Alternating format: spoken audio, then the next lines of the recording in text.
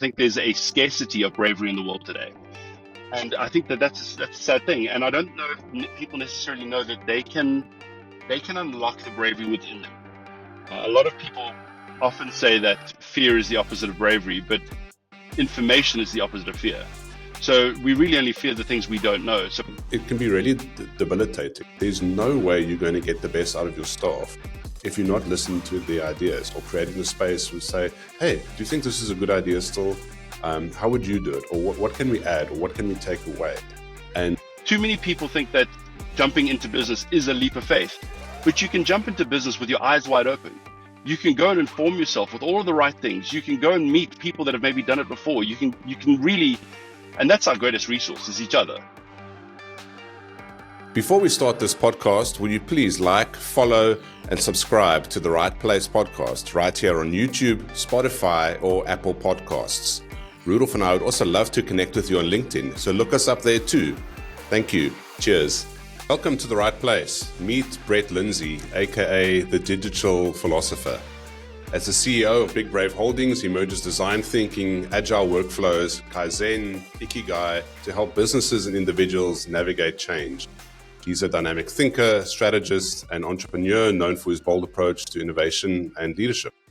He has a new talk called Bravery by Design, which aims to help people overcome fear and move forward. His company is called Big Brave, and they specialize in strategic consulting, design sprints, brand development, helping businesses accelerate decision-making and growth. He's a former radio and television personality, and he blends entertainment and insight, making complex ideas accessible. This episode of the Right Place podcast is for any professional or business owner who needs a boost of bravery to jump into new opportunities and find their way to their right place in 2025. I'm really excited to talk to you today, Brett. Thank you so much for your time. Thanks so much, John. That was a brilliant intro. I don't think I can add more to that. So should I go? No, it's okay. Let's keep talking, please. No, we're in the right place. All right, good. No, it's Excellent. Yeah, that's quite a sum up. It's always interesting when people introduce you. Like we don't often have that in our life, right? When you have a bit of a, hey, this is this guy, and this is intro. Like normally it's like, oh, here's Brett. He does some stuff. And like these intros are super important. Like we talk about networking, but like how you introduce someone really does set the context for how you're going to interact with the person you've just met. And yeah, thanks. That was a really good intro. No, excellent. I'm often just introduced as a CA, but I mean, I don't even consider myself a CA anymore. I've got the qualification and everything, but that's the least interesting thing about me and the thing that I don't really want to advertise. I want to advertise myself as a connector of people and ideas. So yeah, I agree with you. Intros are very important. I hear you hit a golf ball really fast, so I'm keen to see that one day. Yeah, one day. Yeah, there's some great courses here in Cape Town. I'll take you on and anyone else. Eh? Bring it. Let's go. So Brett, there's this great quote that often pops up on LinkedIn. It's kind of like two little squares. The one says, I want to do it. The other one says, I'm scared. And then the next block says, do it scared. A brave person is one who acts despite fear. You can be scared, but you end up doing it anyway. There's that famous line, that little video clip of Peter Steph Toy talking in the semi-final of the last Rugby World Cup, when he says everyone is scared. He doesn't say it in exactly that language, but this is a family show. Tell me about being brave, the origin of being brave, and how it impacts your life as well. Well, so I started my company and I immediately called it Big Brave. I think the idea of a name really does create a challenge for you. So I always thought I was going to step out. I had some brave ideas, some big ideas. And in order to chase the big ideas, you have to be brave enough if you're going to go chase them. So this idea of bravery has sort of stuck around with me. I think looking back through my history of bravery, my family motto is endure forward, which in Latin is translated to mean to suffer bravely or to endure forward. And I think that's the idea, is that you have to endure things. Sometimes it's not always going to be easy going. Sometimes you have to be a bit brave to take the step and take the next step and take the next step. And I think that was sort of like from our sort of family heritage into just living life and going to schools and stuff. And my last school was St. Peter's College, and their motto was In Futurum Portia, which is bravely into the future. And I think this idea of bravery was sort of woven into my life the whole way through, whether I was paying 100% attention to it or not. It was certainly there as this nugget that stayed there. And I think bravery is super important. I do think, and I say this in my talk, I think there's a scarcity of bravery in the world today. And I think that that's a sad thing. And I don't know if people necessarily know that they can unlock the bravery within them. A lot of people often say that fear is the opposite of bravery, but information is the opposite of fear. So we really only fear the things we don't know. So part of bravery is becoming informed. And I think that's what we try to do at Big Brave is we inform our clients on what you could be doing, where you are now, what you could be doing, where you could be going, and how best to get there. And I think just by informing them, they immediately take a much more of a braver stance because of the knowledge that they have within them. No, I I love think that. that I love answers the the question. connection. No, perfect. I love the connection between information and bravery.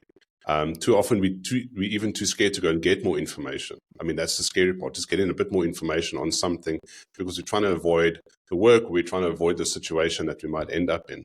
Now, your talk is called Bravery by Design. Really cool title for a talk. Very, Thank very you. attractive. Who's this talk aimed at? And tell me a bit about putting that talk together. So I like the idea of being able to meet anybody. I like the idea of inspiring people. I think we are too ready to do the work. We're too ready to implement. And I think there are a few of us that are on the planet that our mandate might just be to inspire a few people around us. And those people are inspired and motivated to then bring teams and do that and get the implementation done with this level of motivation and inspiration behind them. I do feel that top leadership need to hear stories of bravery. I think management and team leaders need to hear this idea of bravery. I really do feel as well that team members, there's a lot of uncertainty. The ego plays both a pivotal role in driving your growth, but also holding you back. Sometimes we have imposter syndrome and we think, I can't possibly add value to this team, or why am I even here? And that's also self-doubt and a lack of bravery going into the space. I really do feel that anybody that feels that they don't have the bravery they need, the first port of call is to just lean into some level of curiosity. So if you'd like to know more about how to be brave, like that's the sort of market or the audience that I'm hoping to meet, and just inspire them at the very least to be a little bit more curious.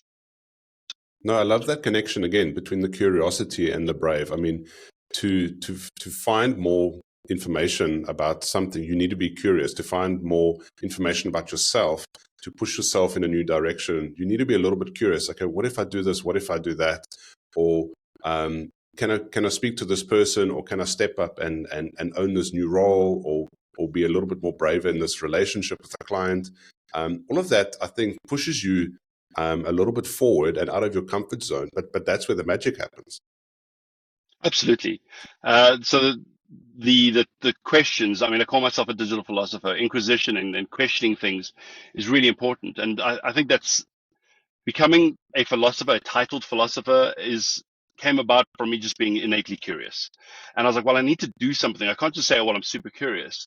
And the idea of being a philosopher, I found that some people ask questions in the hopes of finding answers. Philosophers ask questions in the hopes of finding understanding.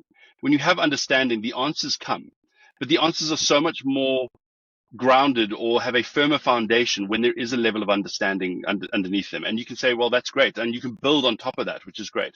So curiosity is one part of it. And you get to ask the question, what? If you're not sure of something, well, what is that? What is that? Why? And then why is that? And the next part of that goes into being curious, being creative. So you go from curiosity into creativity.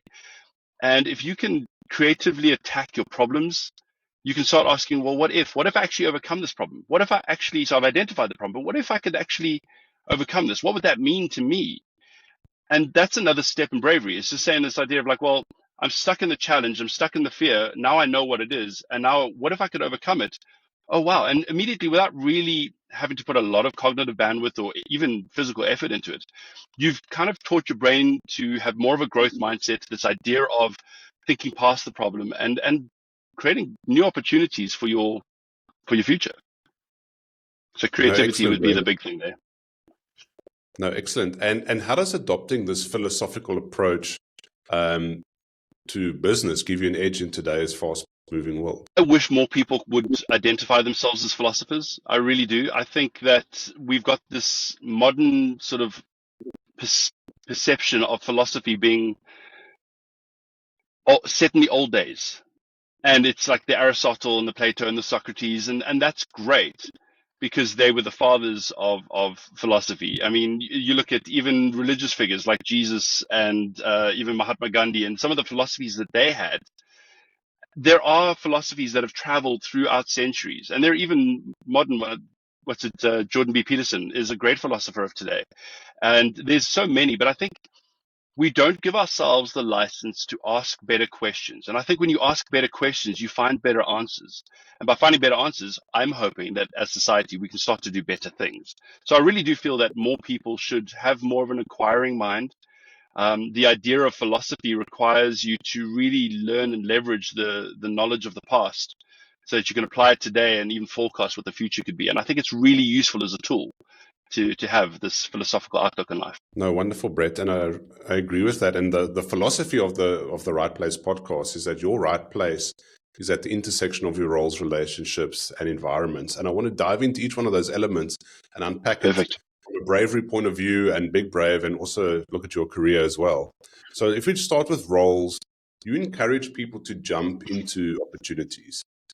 Can you share maybe a defining moment where you took your own advice and jumped into something with no idea what was going to happen? And how did it shape your career? I think any business partners or team members that I've worked with will know that I probably do this daily where I'm jumping into things. And the idea is trying to mitigate the risk of the jump. It's so much more fun. I've become desensitized to it. I think I've kind of programmed myself over like more than a decade of doing this now, where I am the jump guy. If you say, "Hey, I've got this cool idea and I'm thinking about jumping in," I'm like, "Go for it. That'll be great. You have to do that." The mindset is what changes when you consider risk or you consider what is brave. And the more you do things that you look back and be like, that was really, really risky, but you did it and you overcame it. So you kind of wear that as your plate of armor and you go into the next thing. Well, if I can survive that, I can do the next thing. And if I can survive that, I can do the next thing.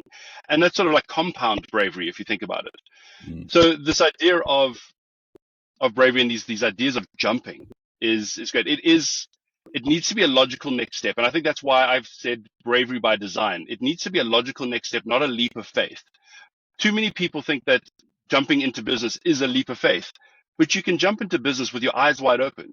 You can go and inform yourself with all of the right things. You can go and meet people that have maybe done it before. You can really, and that's our greatest resource is each other. I mean, if you aren't out there networking, connecting with people that have maybe done something that you can learn from, then you're really not the jump kind of person. And then the world does seem kind of scary. So the idea then is that collaboration and togetherness. I mean, I'm always more scared when I'm alone doing something. So I like to drag people into it. It's more fun to like encourage people like, hey, come on this journey with me. It's kind of like when you're scared of the dark when you're a kid. I'm not as scared when daddy walks in the room. The lights might not have turned on, but I'm just a little bit braver because dad's there. And I see that with my daughter. And I see that as well when I do consulting with clients. Like there's this element of confidence going through. It's like, that's nothing. We'll move on. It's fine. All we got to do is step 1, 2, 3, 4. And because there's a level of structured guidance, the fear of the unknown disappears because we're focused on what matters. We're focused on the things in front of us. And like I said, jumping in, it's a big term when you haven't really thought about it, but it really does turn into a logical next step, not a leap of faith. So yeah, I think that's pretty much it. I also want you to think fly, not fall when you jump. Like think fly, not fall. No, excellent, Brett. And also sometimes, I mean, the more you do this, the less information sometimes you need to jump. You've ticked a couple of boxes and like, okay, well, we've got enough information. We've got 60% of the information. That's enough for us to take a chance on this. Waiting to get 100% of the information, you can miss the moment, you can miss the opportunity. And then you're almost back at square one and be like, oh, flip, man. Oh, we should have done this. In hindsight, we should have done this.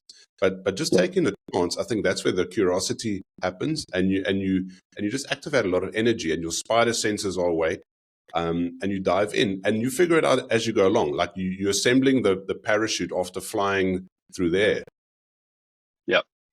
So on that, I like to think about jetpacks, not parachutes. Parachutes still just slow you down your descent. Jetpack will get you rising. So think jetpack, not parachutes. And I'm often heard around the office saying, jetpacks for everyone. Come on, put your jetpack on. Let's go. And yes, I've done it a lot. And yes, I've kind of trained myself to be reactive to opportunities based on what I've experienced in the past and what I feel we could do. And a couple of years ago, I would have agreed with you 100% on, yes, it's like my spidey sense, it's my intuition, and I could just jump straight in. But I've learned that the stop, wait, think some more, design it a little bit, test it, then go. That that part really saves you a lot of pain and hurt later. And to be honest, I think that's a lot of the thing that we're scared of is if I do this, will it work? If I do this and it doesn't work, will it hurt me? And intuition can kind of rush you into a headache. It can really it's really good to be intuitive and to have that because you've done it a few times. But the design thinking side of me, and this is why I like this Bravery by Design and the philosophy and the design thinking. The design thinking side of it really does allow you to stop, and then you focus on three main things. What is desirable? What is feasible? What is viable? Does somebody want it? Do you want it? We don't even ask ourselves that question. Yes, this is something somebody else wants, but do I even want to be part of this? And then feasible. Is it even possible? Can we even do it? Because these are stopping points for you. Like, ask these three questions. Is it desirable? Is it feasible? And then is it viable? Does the value outweigh the cost?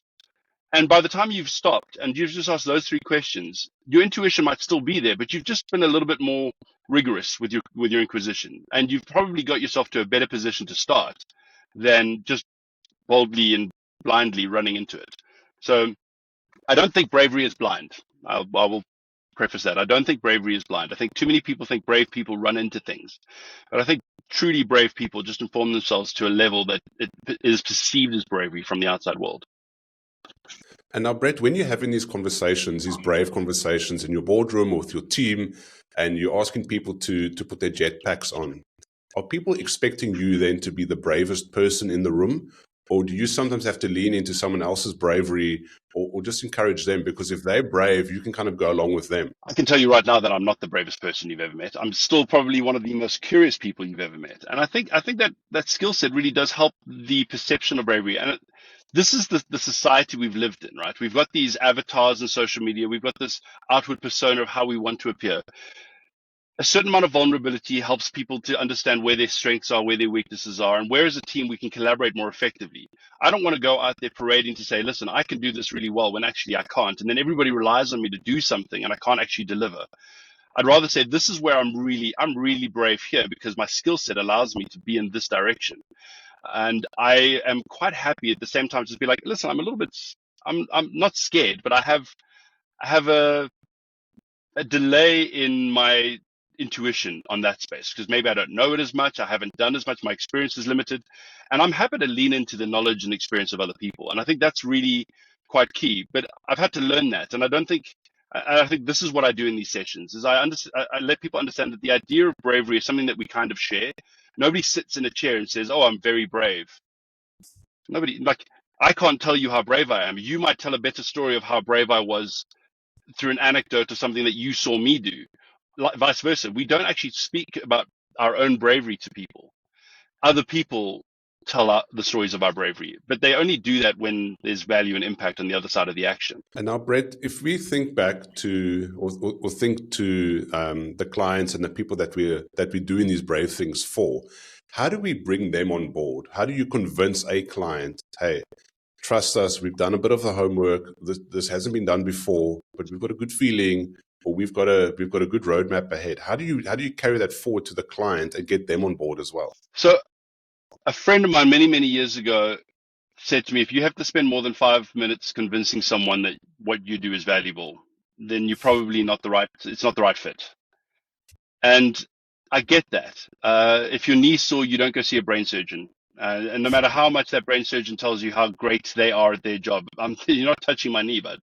And you know what I mean? It's like, so I think I take it with a certain amount of care as well. I also don't want to, the ethical side of it is also comes from the philosophy of the business. It's kind of like, why are we doing this?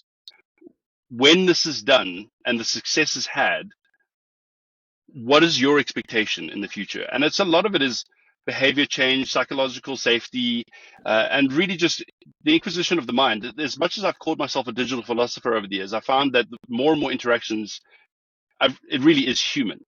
So we might solve human problems with digital solutions, but we do it in a meaningful way where we interact with the human problem, not the digital or the business problem.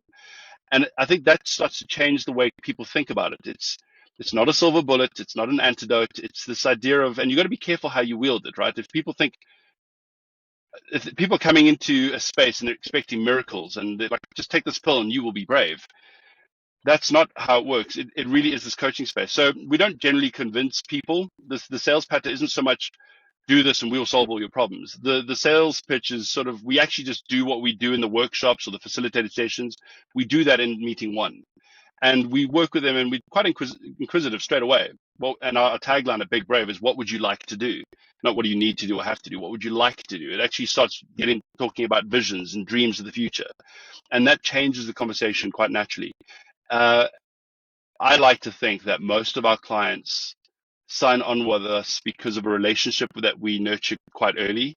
And from that relationship, we're able to generate trust. And from that trust, the business can proceed. No, excellent, Brett. And now, in terms of the curiosity, you're also a big fan of collaboration. Is there a relationship that you built out of curiosity that has been a game changer for Big Brave and the projects that you take on? Sure, all of them. Absolutely all of them. The collaborations, if anybody is out there thinking that they can do everything by themselves, I'm going to tell you right now, you are categorically wrong. Even Elon Musk knows that he has to delegate to people. I mean, maybe he's not the right topic of conversation, but given his business acumen and what he's done, this is, but any leader that you look at, they are standing on top of the success of teams, of legacy, of their predecessors.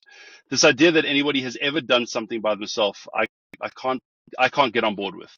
So curiosity, yes, find out what the thing is. Creativity, find out what if we overcame it? What if we could do this? And then collaboration would be the what if we. And I think that becomes a very inclusive conversation. That question, what if, hey, John, what if we were able to do this? So this is that thing I identified. This is what I've thought about in my own time. But, then the sum isn't 2 + 2 = 5. 2 + 2 = E. It becomes exponential because all of a sudden we can build on it. Then you bring someone else to the conversation. I bring someone else to the conversation. And as long as you've got a certain amount of vulnerability in the spaces that you're weak, you can delay some ego, then collaboration really does start to play. And if you ask me one thing that I'm scared of, besides the irrational fear of bats, which a lot of my friends will know about, but ego is terrifying. I believe that ego is what enters the room when all logic and intellect leaves the room. Like if you start parading around that you know everything and you can do everything and why do I need you? That ego is not a useful thing to have around a collaborative environment. So dealing with egos quite early is a thing that we work on. And there's a lot of design thinking and agile methodologies that we've adopted that help to democratize decision making, that help to create and cultivate inclusivity.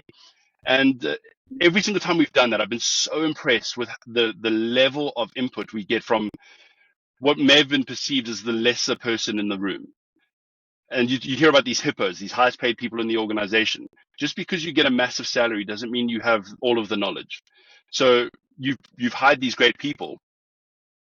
Let's leverage them as a wonderful resource that they are. Yeah, that helps. Wonderful. I actually wanted to park there a little bit and say, I think I've worked at companies where there isn't that culture. There's no collaboration. It's the boss's way or the highway. We did it this way last year. We're going to keep doing it this way this year. And it can be really debilitating. There's no way you're going to get the best out of your staff if you're not listening to the ideas or creating a space where say, hey, do you think this is a good idea still? How would you do it? Or what can we add? Or what can we take away? And bosses that almost steamroll their ideas through the boardroom and through the workshops and everything. I mean, you're doing yourself a disservice. And then you've got a team of executors and not a team of thinkers and collaborators and people that are driven by their curiosity. And just giving them a little bit of leeway to kind of explore, how could we do this better? And you never know what's going to come out of that. It might not be something that you'll implement immediately, but it might just start off a chain reaction that can turn your product or your service around. That's so right as well. And I think when everybody in the organization feels that they are somehow included, their self-perception of value, the value that I bring to this business, it's got worth. Like people know, like I could be the sweeper of the corridors in this massive office, but they really wanted to hear my outlook on maybe the layout of the office that keeps it cleaner, that helps for people to move, that helps with flow. Maybe they're the best person to ask, but if we keep this hierarchical approach to business, we maybe will lose some of the best nuggets of information or knowledge that we have in our organization. And I think the idea of just tapping into, before we start looking everywhere else for the opportunities and think we have to be so brave looking everywhere else, we don't have to go and shoot for the moon. We can just look in our backyard. We can look in our team. We can look in a different department and say, hey guys, this is what we do. What do you think? And just opening up that line of like, hey, curiosity, what do you think? I'm curious to see what you think. Having that will just spark a huge opportunity of creative collaboration. Now, Brett, Big Brave helps businesses design their future. How do you approach connecting with new people and building in partnerships with them to ensure your alignment of your vision?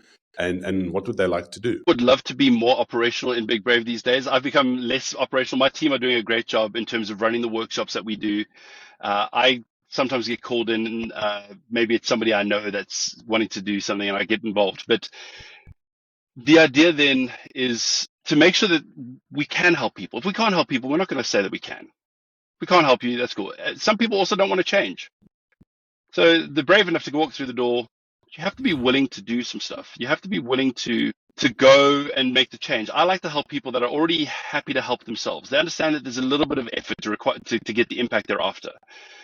And it isn't always the case. And I've kind of really exercised my meeting muscle. I've had so many meetings with so many different people, and I think you have as well, John. Like, you sit in these meetings, we facilitate workshops, we do strategic workshops, and we do design sprints, and these take a week or two at a time. I know what a meeting feels like. I have expectations of what I think a perfect meeting is. I know how the engagement should go. I know where the value exchange should go. I know what I'm hoping to bring and be able to deliver to the people on the other side. And I've got an expectation of what I think they're wanting from me. If there's a misalignment straight away, you can talk about it. I use that to sort of just do some of the talk, to be honest, and inspire them. At least if we can't work with you, we may leave you inspired. But the idea then is that there has to be some level of alignment at a fundamental vision level, where you at least have this vision of, I'm going to start making changes and choices in my business that will allow change to happen. I'm going to start making these choices to happen. And the difficulty sometimes comes in when we have a curious person in mid-level management comes to meet us and they go, oh, these guys are great. Love this meeting. Want to go tell the exco. So we've gotten pretty good at giving them like takeaways. And I think that really, really helps as well. You're the best salesperson in your organization. As an entrepreneur or a founder, like, you could probably sell this better than anybody you employ or anybody else that has heard the presentation once. But if you have some sort of leave behind, at least the information isn't getting diluted when it hits the ears of the C-level or the decision makers in an organization. So that extra, have that moment, that meeting, but then have something that they can take away that still delivers the message in a way and quality that you're after, that you're happy with. And we call that making sure that the experience continues past the point of engagement. So there is that point of engagement, that experience needs to continue. I hope that helps. No, I think that's very important, because if you can't convey that properly, then there's uncertainty.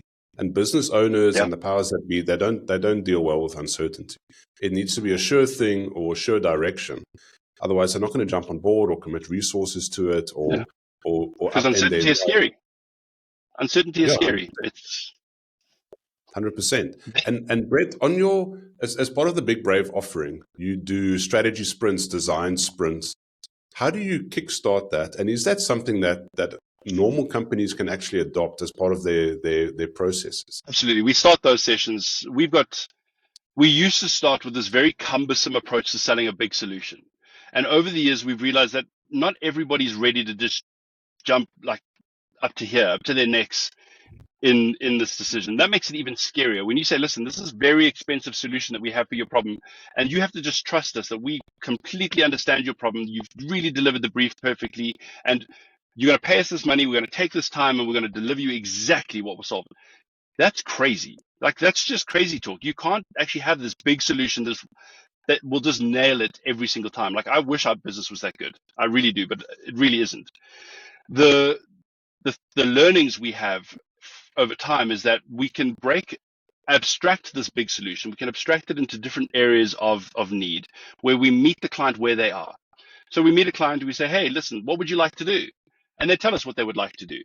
What would you like to do in 6 months? What would you like to do in 1 year? What would you like to do in 3 years? What would you like to do in 5 years? And it changes, right? So this is up and to the right curve. Sometimes it's a straight line, sometimes it's a curve, but it's always up and to the right. So you ask these questions in 3 years, in 4 years, what gets you up and to the right? Okay, so if that's where you're heading, what decisions do we make today that actually keep us on that trajectory? And all of a sudden, we start building these logical next steps in for them. So we have a 1 hour initial meeting, and then we'll have these 4 or 5 hours, what we call insights workshops, where we are exercising all of our curiosity. We're not trying to solve the problem. We're trying to understand the problem. And I think that's really the thing. So using that curiosity up front, and then going into the space, once we've understood and defined the problem, now you can start saying, how might we? And it's a big thing in design thinking, is asking this question, how might we solve it? So if curiosity and creativity asks what if, and what if we, then design thinking starts reframing that problem and saying, well, how might we solve it? So what if, not what if we could solve it? Let's say we can. How might we? How might we go about doing it? And it changes it. It starts this, the decision starts getting made slowly over time, where you start identifying, you start making some really good choices. And by the time you look back, you're like, wow, we've actually made some decisions. We've actually taken some action. We've actually made some steps. And all of it is leading towards us up and to the right. If you forget your dreams and your visions and your goals, you can't solve anything today. Like, you have to know where you want to be so that you know how to start. And we've broken that down. So we have the 1 hours, we have the 4 or 5 hours, we have the full day dashes. So we used to do sprints, and we said, well, what's quicker than a sprint? A dash. So we do 1 day dashes for design and dev. And sometimes clients just need an artifact and they need it really quickly. So we help them, like, let's understand what you need, and then we'll give you this design dash. And the nice thing is then they have this quality thing that they've walked out with that they didn't have at the beginning of the week. And just by having that extra bit of knowledge from the workshop and having this extra thing that came from the design dash, this collab, whether it's a slide deck or a pitch deck or a value proposition or financial forecast or whatever it might be, they're immediately more informed, therefore more brave to go into a space and say, that's what we're doing. And so it's a nurturing process. It's a guided journey that we call it. So at Big Brave, they're broken up. I call it curiosity and creativity and collaboration. They call it discover, discuss, decide, do. And those are the sort of 4 main phases of Big Brave. Is we discover what you need, we discuss it together, we decide on what we want to do, and then we do it. You don't just jump straight into the do. And I think that really helps. So there is a bit of a path. There is a journey that you need to go on to become braver, but it is totally possible. It's not as laborious as you might think. And bravery by design. That's why it's called that. No, it's excellent. I love the 4Ds there. And I like that it ends up with doing something, because too often we have these sessions, we talk in circles, we pat each other on the back on what has worked, and we just end up saying, okay, well, let's just keep doing this. And like, everyone knows, this is like an 80%. We need to be at 100%. We need to get actually better at this. Now we had this whole long session, invested money, people have taken off billable hours, whatever, and we end up in the same place. So to end up with what are we actually going to change? Yes, some stuff might work, or what are we actually going to change, or what are we actually going to implement? That's where the magic happens, because otherwise if you're not moving forward, then you're actually moving backwards. Well, you're quite right. I think there's a lot that comes into that from that space. Is in order to get it done, you have to start doing something. So if you never start doing it, you'll never get it done. And I think that's the analysis paralysis that happens in big corporates in any business. If you're a self-funded entrepreneur and you're starting your new startup, it's terrifying to know, like, should I spend the 50 Rand there, or should I spend the 50 Rand there? Or should I feed myself? And sometimes you just have to feed yourself. Like when you're desperate, that becomes the best investment you can make, is in yourself. When you're in the C-level suite, your fear is failure. And unfortunately, we've loved this. We've spoken for ages about the fact that we've got this idea to fail. I've heard of some corporates that have actually got a failure budget.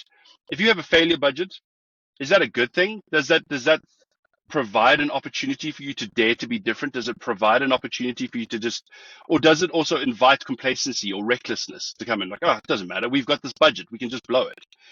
And I think we need to see how we do it. And I think from our perspective, what we try to do is create the strategic idea. And it is very much rooted in things like Kaizen, as you mentioned earlier, the Kaizen Japanese philosophy of continuous improvement over time. And if you find this idea of Kaizen, then you really start to challenge the concept of starting by saying, well, starting is better than getting it right. So when we're asking the decision, do we need to be 100% sure? No. Is 80% sure okay? Yes, it is. We'll iterate the other 20%. And this idea of being able to innovate or do anything in a bubble is also a little bit reckless. If you are serving clients, the best thing you could do is get your new offering to a client as soon as possible. Get validated assumptions. So we're making all these assumptions that what we know of our clients and what we think they need is correct. Let's just ask them. Like, build a prototype. Get a little form together. Ask some of your key clients that maybe you've got some safe spaces in. Ask some random clients, say, hey, is this something you would like? And if you do like it, how much would you pay for it? It immediately starts to help. When you're a lot more collaborative, not just within the business, but externally to the business as well, the riches of the insights that you gather are incredible. So Yeah. yeah, getting started is better than getting it right. No, I love that point, and especially getting that feedback from the client during the process, not waiting until the very end and then presenting it to them. And then the client's like, no, this is the opposite of what we wanted. Or we've seen this before. This is why we came to you guys for something new. Yeah. You sort of asked us about this. And that fine tuning through the process within your teams and then with the client as well, I think is a beautiful strategy to have. Now, Brett, let's talk about environments a little bit. You've worked in radio, TV, music, behind the scenes, in front of the scenes, all different and dynamic environments through over the years. What key lessons do you still hold on to from those early days, those middle days, and those days right now that are kind of informing how you're running Big Brave? Yeah, you list all those things. It's definitely a sign of my curiosity in action. It is literally just that, oh, what's around that corner? Hey, that's interesting. Let's see how we can do this. I did a BCom marketing degree, and I spent 10 years doing everything other than marketing in my career because I was curious, and I ended up in radio and television. I ended up doing sound engineering at concerts and clubs, and I could learn so much about it. And there are great analogies that I can pull from the broadcast world. The amazing thing about TV time is that it is really down to a frame. It's down to a 25th of a second or a 50th of a second. Like, we are striving for high performance, high fidelity, and that's sort of that knowledge of how that industry ticks means the technology is so precise. It's broadcast level precision. And then you've got to get things, if you've got the 8 o'clock news, everything counts backwards. Everything counts backwards, but it will happen. At 8 o'clock, the news will happen. So at 7:59, the news hasn't started yet. At 7:59 and 30 seconds, it still hasn't started. You've got a 30-second counter. I've had experience in my life where I've run a tape. I'm old enough to know what tapes were. And we took a tape from the editing suite and threw it into the VT for the broadcasting so that while the reporter, the anchor is saying the news piece, we're loading the tape and teeing it up and getting ready for the thing. Like, that pressure in my early stage of my career, it either desensitized me or it really toughened me up. It was like, listen, time is the thing. Time is our greatest valuable resource.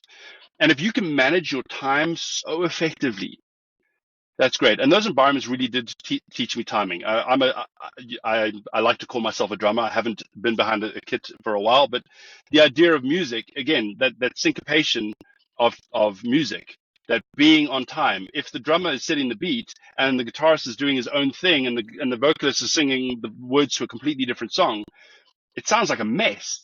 And that, for me, started showing how synchronicity of time, but also the collaboration and valuable involvement and contribution from everybody actually adds to a really nice harmonious sound. So there's lots of learnings that I took away from it.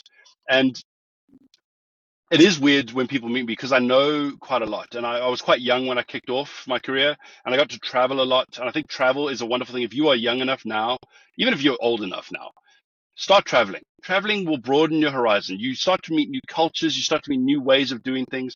Just that understanding of seeing the way of working, the way of living, and how people treat each other.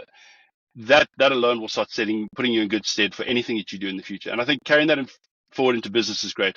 The idea of working throughout Africa where people don't always understand you, and I talk very quickly. Like, I have forced in situations, in environments where I have to slow down. Because you just have to slow down. And I have to remind myself that is an active thing that I have to do. But being aware of my shortfalls and being aware of some of the things that I need to adapt in me to meet the needs of the environment, that is super critical. And I think that's what defines really good management and leaders as well. I'm not blowing my own trumpet here, but I think when I've met really good leaders and really good managers, they're so good at adapting themselves to meet the environment needs. And that's critical. It really is, because that becomes the nature of context. No, 100%, Brett. I like what you said there about adapting to the environment. I think too often we want to disregard the environment and say, well, I'm here. This is the way I do things. Bugger everybody else. I'm just going to run like the a show. rhino. Yeah, exactly. So Yeah.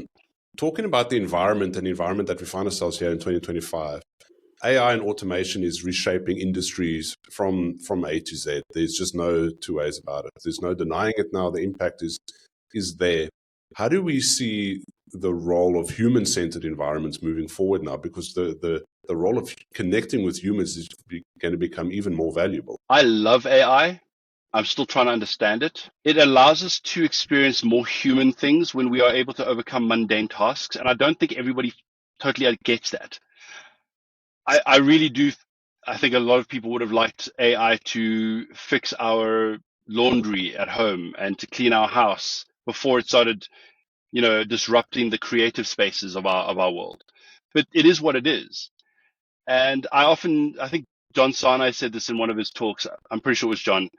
He said if AI was a tractor, then the way we use AI today would be like the farmers trying to push their tractor. Like, it's not cheating to use AI. This technology came about. It allows you to do work a lot easier, allows you to get to an endpoint quicker.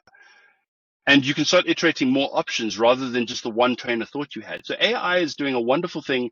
We use it a lot in terms of our philosophical and design thinking approaches. The idea of creating divergent options so we can have convergent choices is wonderful. Like, why have two choices when you can have five? And maybe you can validate each of them. And AI just opens up those, hey, what about? Hey, what about? So it's like kind of your, hey, what about engine. That said, there needs to be a certain amount of ethics that go into new technology and how we adopt things. If you're not sure, you have to try it. You can't knock something until you tried it. I'm a firm believer of that. Curiosity only killed the cat. There's no saying about how curiosity has killed humans yet. So be a curious human being and go and explore the things you're not sure of, AI being one of them. You're not going to break anything yet. I mean, Skynet might still rise, but that's future bet's problem. The reality is, like, we're always going to fear the thing we don't know. So the sooner you start to know about something, the better. AI is one of those things. And you might just find that you unlock a new tool set that opens up a huge potential opportunity for you that you've never, ever explored in your life before. And that's kind of what I like about not just AI specifically now, but like any technology. In any industry, farmers, when the tractors were involved, great. Now we can yield more crops. We can go and we can farm more, or we can farm the same quicker. So it's either efficiency or quantity or scale. So you need to decide for yourself when you're using a tool: are you aiming for optimized efficiency, or are you going for the opportunity of scalable and stable? Because I don't think right now new technology always offers scale and stability at the same time. So if you are looking for those things, see where you are in this gamut of existence. Like, are you just trying to optimize your current day to day? If you are, check out AI. It'll certainly help you with that. If you're trying to move the needle of this thing that people have never seen before, if you're trying to innovate, you still have to start with curiosity and you still have to get to know what it is. But then that tool exists. Go for it. Go for it. We'll stand on your shoulders and call ourselves giants. That's brilliant. But it takes curious and brave people to go and take the first step sometimes. No, excellent, Brett. I love that answer. I think we just need to we need to find that right balance, and we need to find that right level of trusting the machines and trusting ourselves. Because I mean, we've designed them. We've come up with the technology. Yes, maybe the technology is running ahead of us, and that's a scary place to be. But we mustn't let go of what makes us human. And I think that's also what John Sinai said in his talk. Don't let go of that. Don't outsource that to any machine. Don't just abandon that. We're human for a reason. We still got better eyesight than any camera on earth. We still got better hearing. We still got better intuition. We still got better feelings and understanding things and connecting with each other. So let's use it wisely. It's all right. Now, Brett, we almost at the end of our chat this morning. I just wanted to know, what would you say is maybe your best advice to a business owner or founder who is facing a big, brave decision that they need to make? What should they be looking for, and what should they be ignoring? So we actually meet quite a few of these clients. We've attracted them over the years with a name called Big Brave. There's no such thing as a silver bullet. There's no one with a Cape Crusader is going to come and save you. If you're an entrepreneur or a business leader and you're facing some tough, challenging times where you really have to like get your bravery in check, you have to like muster yourself. I start by saying to people, it's too big sometimes. Sometimes we take on the broader picture. We take on the biggest thing. We're like, oh, it's so big and it's so vast, and like I don't even know where to start. So what I offer, the advice I give to business owners in that space and leaders, pick 5 things. Pick 5 things. And my mentor told me this. Pick 5 things that you can do in the next 5 days. Do those. Do those. Pick them. Pick the 5 things that you think the amount of effort will give you the amount of impact required. Pick those 5 things.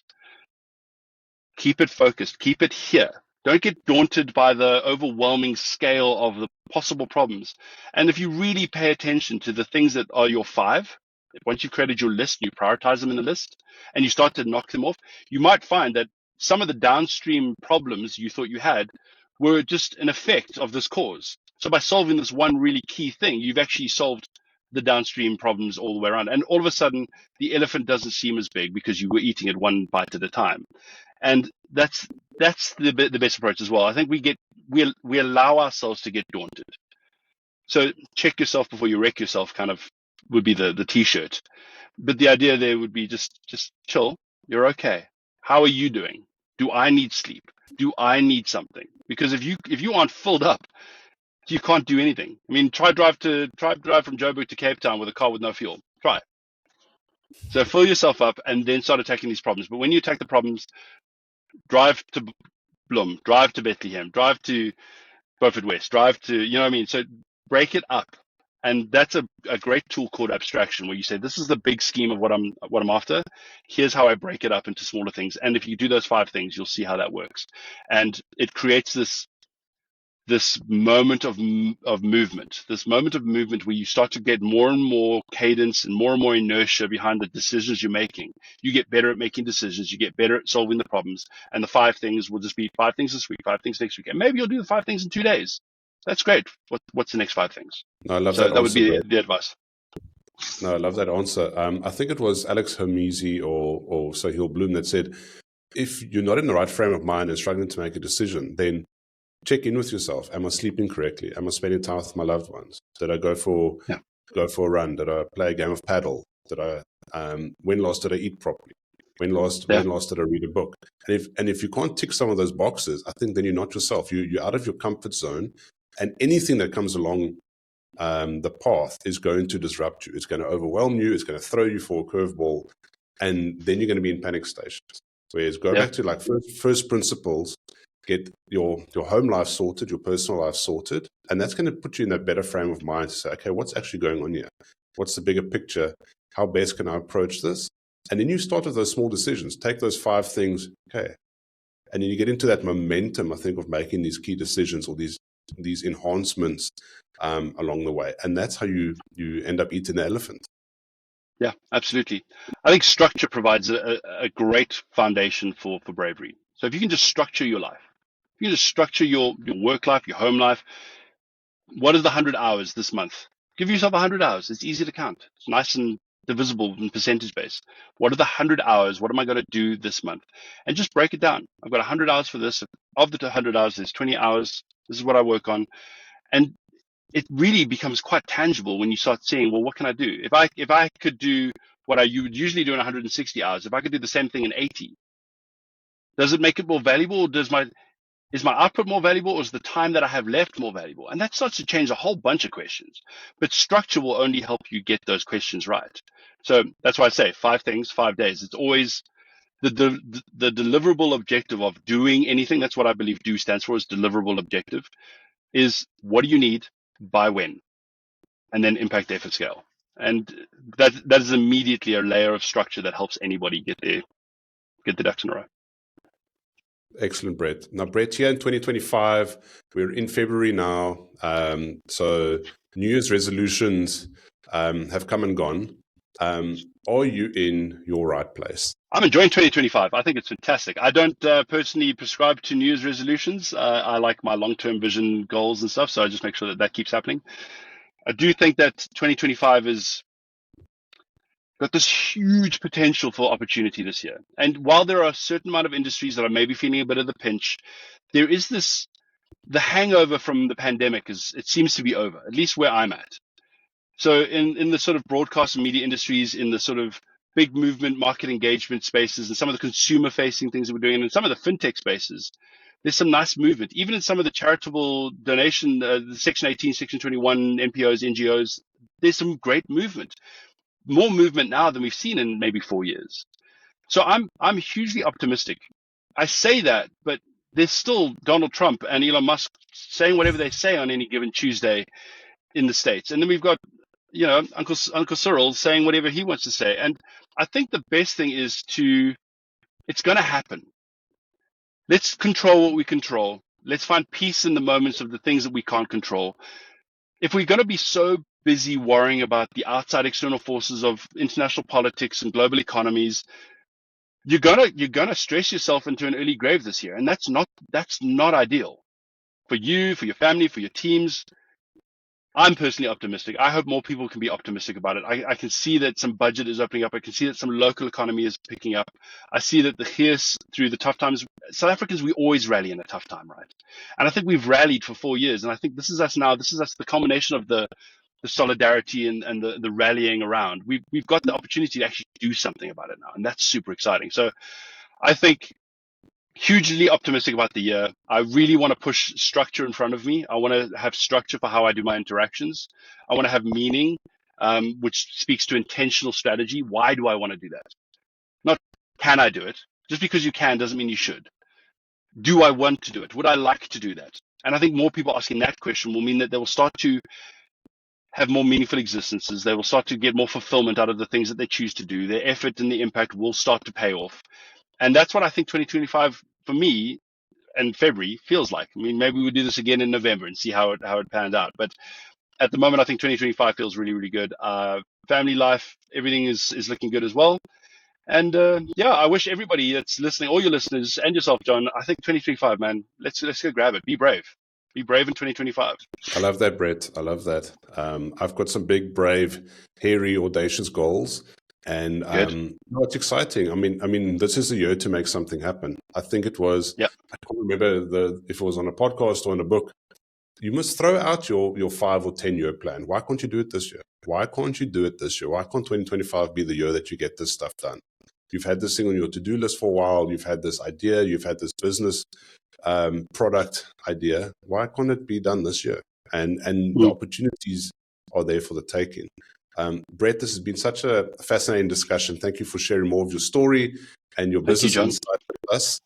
If people want to learn more, what is the best way to get in contact with you?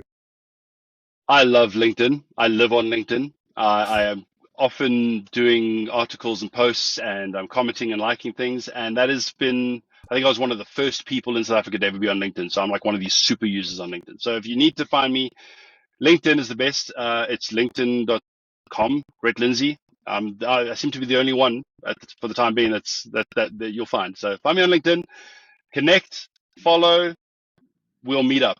It's a great place to connect when you can't be in the same place. Excellent, Brett. Ladies and gentlemen, please connect with Brett Lindsay on LinkedIn. Please also check out Podcast Party and the Story of Business podcast that Brett hosts. It's a wonderful podcast, some really interesting conversations there, some really interesting questions as well. Please remember to subscribe to the Right Place podcast as well. Please share this episode with your connections, especially those that need a boost in bravery in 2025. Brett, any last words from you? Be curious. It has stood me in good stead being curious. So I would love everybody to strive to use the curiosity, to explore, to better understand things. And I will leave you with my mantra for life, which is if we understand and explore what makes and how we live, love, learn, and earn in our society. Those are the easiest things. If you're not sure what to do, be curious around how you live. Be curious about how you love. Be curious about how you learn. Be curious about how you earn. And all of those curiosities in those areas will unlock new opportunities for you this year. So be curious. I love that, Brett. Thank you so much. Thank you so much for your time. Ladies and gentlemen, this has been Brett from Big Brave. Please connect with him. Thank you all, and we'll see you next time at the right place.